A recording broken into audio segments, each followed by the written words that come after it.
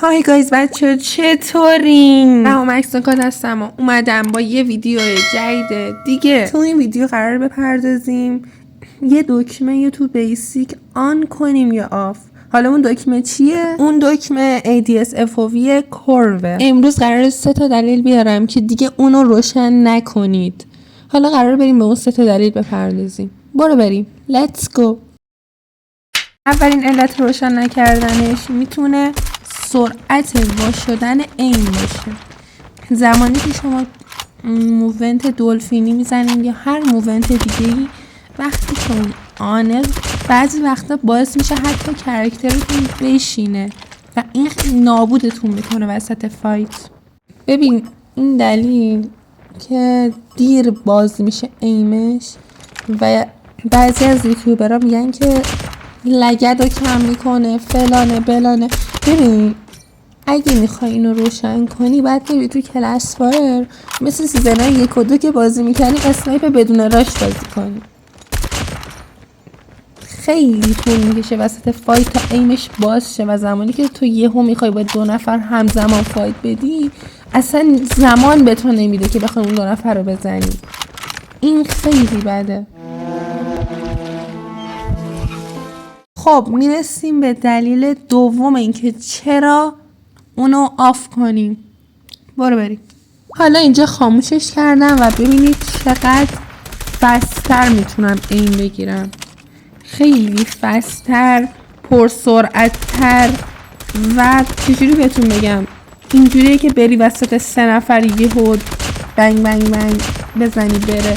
ولی رو حالت ADS-FOV کرو نمیتونی تو چنین حرکتی رو بزنی. بتونی هم با آیپد میتونی، چون آیپد به خاطر صفحه بزرگ که داره شاید بتونی کنترلش کنی، ولی توی گوشی چندشی رو باید رعایت کنی که من توی ویدیوهای دیگه بهت میگم دونه دونه همشون. و میرسیم به قسمت سوم اینکه چرا باید اونو آف کنیم.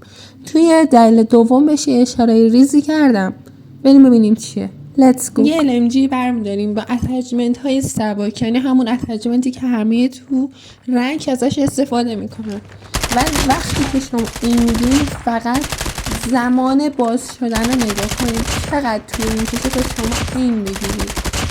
یعنی نابود میشین قشنگ. یعنی اگه یه زمانی اسنایپ دستتون باشه و بخواین گان انمی رو بردارین نمیتونین با گان انمی بزنین. اگه LMG باشه به یه گان سنگینی باشه.